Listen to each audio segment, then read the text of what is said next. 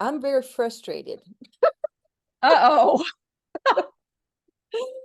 Now you're stitching the butterfly. Are you taking Jeremy's class? Yes, and it I've been working on these diamond borders. It seems like forever, but it's been like a week. I'm not a cutter and a piecer. It's not my, I'm just have been doing embroidery and I wanted a challenge, but I didn't realize how much of a challenge this was going to be for me, and maybe it is for others as well. Um, basically what happened is I've got the two side strips and the two long strips made, but and if you tell me I have to do them again, I'm going to stop making this. So don't do that. Um, Can I let you in on a little secret first? yeah. This might help you feel better. Mm, Actually, I'm going to tell you two things. Hundreds, literally hundreds of people have made the butterfly. Now you can choose to have that help you feel better or not, but it's definitely a possibility. I got a text message, actually got two text messages from Jeremy earlier this week. And he's like, Sarah, I need to call you immediately. I'm in, like, he was in a major upset, right? hmm And I didn't actually get his email until the following day. Anyhow, we wound up on a FaceTime call, and he's like, Sarah, the center of my butterfly is, or it wasn't that, what he actually said was the quilting is not fitting mm, into or onto the quilt top, right? So he was choosing method one, which is make the quilt top with hmm where you've got center, you've got the borders added, and then you do the quilting, and then you do the applique on it, right? That's method hmm one. Method two is you make the quilt top, you put the applique on it, and then you do the quilting. So he was trying to make the first hooping of quilting fit. And he said, it's going into the borders. I have no idea what am I doing wrong. hmm And so I said, okay, show me what you got and get your measuring tape out. And first off, let's measure the size of the center part of the quilt top when he gave him the measurements. And it was something along the lines of 25 by 35. hmm And if you look in the instructions, and I have these pulled up right here, the center should actually measure 27 and a half inches by 35 and 7/8 of an inches. So 27 and a half inches, actually 27 inches tall, 35 and 7/8 of an inch wide. hmm And his was significantly smaller. So it was like, okay, let's measure your actual squares. And there are, I think, 2-inch squares and 1-inch squares on the quilt, right? And they're on point. So measuring them as squares, he was almost 1/8 of an inch too small on both his big squares and his little squares. And by the time you add up all of the squares or diamonds on each side, I think there's 6 big squares on the sides, 8 along the top and the bottom. By the time you add almost in the 1/8 of an inch error up over 6, and the little squares as well, you're getting into a sizable error, right? Right. So what Jeremy said was he had been piecing on a different machine, I think with a different foot, and his 1/4 inch seam was actually a jumbo 1/4 inch seam allowance, which is why his center turned out to be way too small. So um have you measured the actual squares? Because tell me your dimensions again for your center. Well, I haven't cut it yet. Okay, but you've got the strips, right? hmm For the top and the bottom and the sides. What are the measurements on those? That's another place I'm You haven't got there yet. Okay. No, Can you I have. My dimensions are too short. The short ends, the side ends are 27, and the long top and bottom are 35. So I'm a little short. okay, so the shortness is probably because your seam allowance is bigger than a quarter of an inch when you did your piecing. I don't see how that's possible because I have been so careful. Can you measure this, measure the actual squares? Sure, you want me to You have measure? them with you right now? Yeah, yeah. You want me to get up and measure it? Mm-hmm. Okay, be right back. In my sewing room, just in case you ask me to do something like this. So it's a 2-inch square for the large diamond, Yeah. and it's a 1-inch square. Wait, hang on. That's where it is. It's a not, I'm short on the 1-inch square. It's about an eighth of an inch short. So that's, Okay. That's probably, well, that's almost definitely why your borders are coming up too short. yeah. Hmm. Okay. Got it. Now, you said if you didn't want to hear do it again on Yeah. your Yeah, I piece know that's borders. probably what I'm going to hear, but go ahead and say it. Well, I'll so try not to there's a couple of scream. options. There's a couple of options for you. One of them is to repiece, Right. and it's not just your quarter-inch seam allowance. Whenever you're piecing, and I think this is where a lot of people fall down. You might have an exact quarter-inch seam on your seam allowance, but your pressing is going to make a difference as well. So it's a combination of your seam allowance and the way that you're pressing something. How am I supposed to be Um, pressing it? well, let me just pull it. I got these blocks here. So I've been, hang tight. Let me get rid of the background. There we go. Because that makes it easier to hold stuff up to the camera for you. So this is half of one of the kisses blocks, Right. right? Now, I've actually trimmed the seam allowances down to an eighth of an inch. Right.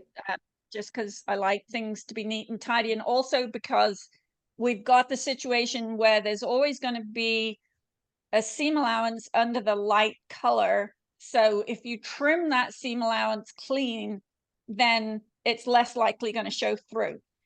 Anyway, when you stitch and you've got your two pieces of fabric right sides together and you do your quarter-inch seam, you actually more than likely want that to measure ever so slightly less than a quarter of an inch, because then once you've done that, you're going to press one piece of fabric away from the other piece of fabric, right? So if we look at this piece here, this long strip here, it was stitched right sides together like this, Mm-hmm. quarter-inch seam, which I then trimmed to an eighth of an inch, but let's pretend I didn't trim it yet. So quarter-inch seam here. When it's opened up, you want to make sure that you're pressing it so that you've got a really tight fold here, right? Mm-hmm. Now, when you're testing your seam allowance, it's actually a really good idea to get 3 pieces of fabric, measure them. So these guys actually have a bit of a strange measurement, but if you start out with 3 pieces of fabric that are, let's say, 1 inch wide and maybe 3 or 4 inches long, right? Mm-hmm. Stitch them together with quarter-inch seams. So piece 1, piece 2, piece 3. Piece 1 and piece 2 go together, quarter-inch seam. Piece, and then the combination of 1 and 2, you add 3 quarter-inch seam. Press everything either to one side, or depending on how your colors are working out, you might want to press both of the sides away from the center. Then measure how much you've got in between the two seam lines. I don't follow what you're saying. There, that part, what you just said. Okay. I got 3 pieces of fabric here, right?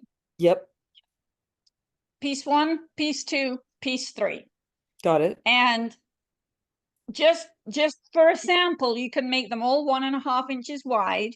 Got it. They only need to be 3 or 4 inches long, Mm-hmm. and you're going to stitch them together, Mm-hmm. right? Now, for this particular sample, because I've got the light color in the middle, I've got the seam allowances going under the darker colors, right? Right. So this is pressed away from that. This one is pressed away from that. Then measure how wide this is in the center. Got it. Got it. Now, where's a ruler? It actually turns out, and I haven't trimmed any seam allowances here. Let me see. I can get that lined up and keep it lined up on the camera. Apparently not. Okay. 1 inch wide for the light color in the center, right? Correct. So that's a 1 inch wide piece of fabric. And if I'm measuring the seam allowance on the back, let me hold it up again.